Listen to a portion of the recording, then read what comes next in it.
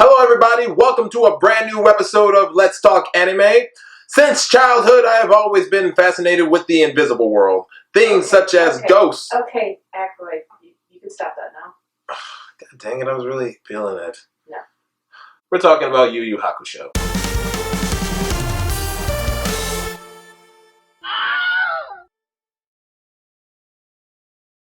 Yu Hakusho is not just any anime. This was one of the Toonami animes. This was an anime that came out during the time of when Adult Swim was just really getting its footing down. Yu Hakusho is such a great series, and I am so honored to talk about this series. But we have to talk about the creator. And no creator is as hardworking and as awesome as Yoshihiro Togashi. His family owned a paper shop, but his main interest has always been wanting to draw. One day, he decided to create his own manga, nothing special, and he entered it into the Tezuka Awards.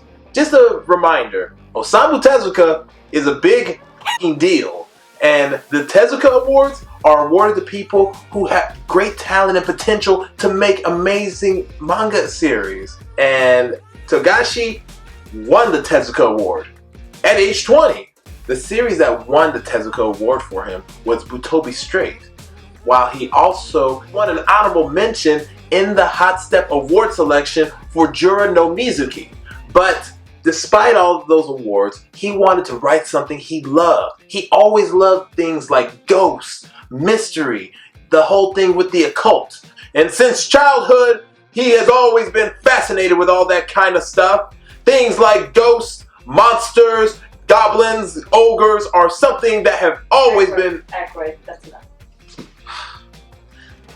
Long story short, he wanted to make a series based around those things that he loved. And let's be honest, when you make a series about things you love, you tend to love it more. So, with all those things combined, he created Poltergeist Report, or as we call it, Yu Hakusho.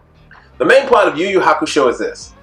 The main character dies in episode 1. The end. Or is it? You got a kid. His name is Yusuke Urameshi. He's a delinquent, and he gets hit by a car and dies. But he's put on a trial to come back to life. And when he is back to life, he's now made the detective of the spirit world. And he solves various cases. This series has it all. It has Yusuke taking on vicious cases. Awesome character development in which you see characters start off one way, but then become something different. And, most importantly, you got mystery and the occult. So, let's meet the characters. Our first character is Yusuke Urameshi. He's the only anime character who knows how to give the finger, but with feeling.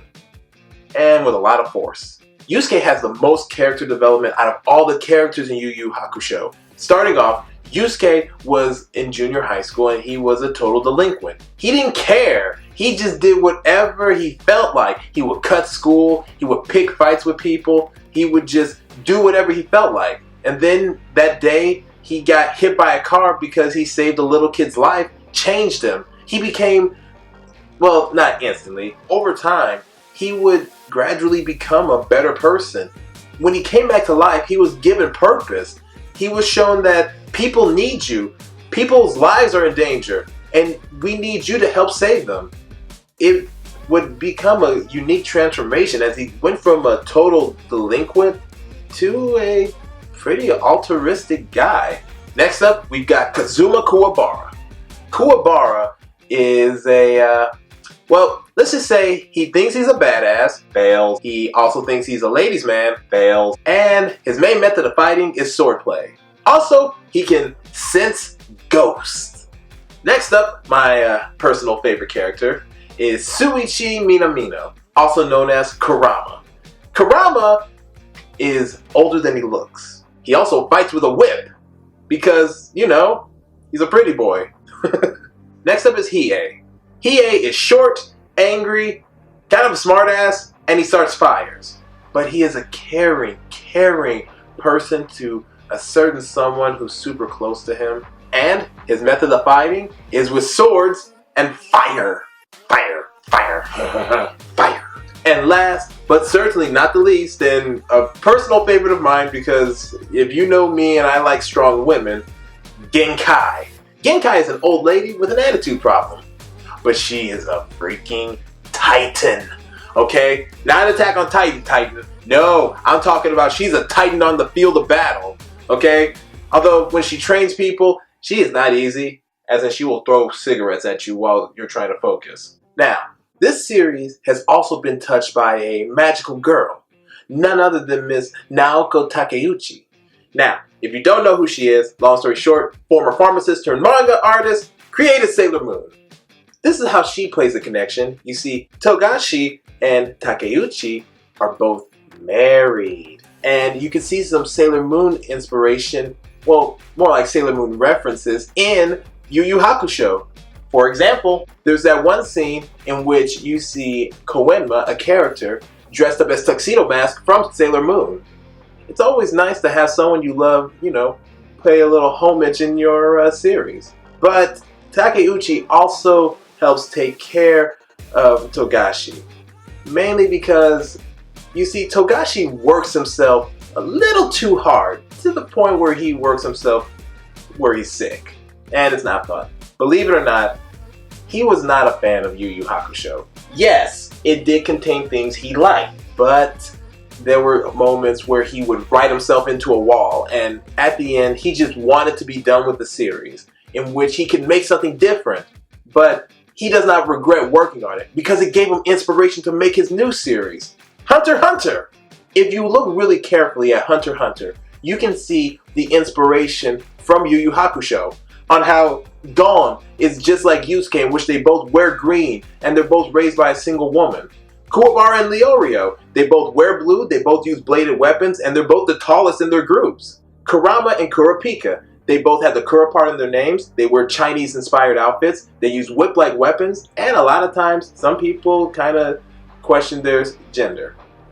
And last but not least, Killua and Hiei, they're both short, they both have dominance over a certain element, and they both care about someone super close to them. Even though Togashi may not have been a huge fan of Yu Hakusho, he still enjoyed working on it. In fact, he actually thought the anime of it was really great. He didn't even work on the anime. He was too busy with the manga. But it's clear and obvious that even though everybody may like something, the creator may not be a fan of it. And just because the creator isn't a fan of it doesn't mean the creator regrets it. So yeah, that was Let's Talk Anime. As usual, I am your host, Dad Rangeress. If you like this episode, please like, comment, subscribe, and hit the bell icon on YouTube. You get notifications. It shows that you truly like us. And tune in next time where we will be loud, flashy, exciting, and ninjas. Until then, peace out. Ha! What were you doing at age 20? I was struggling in college. Not really. Okay, I did okay. I was in college.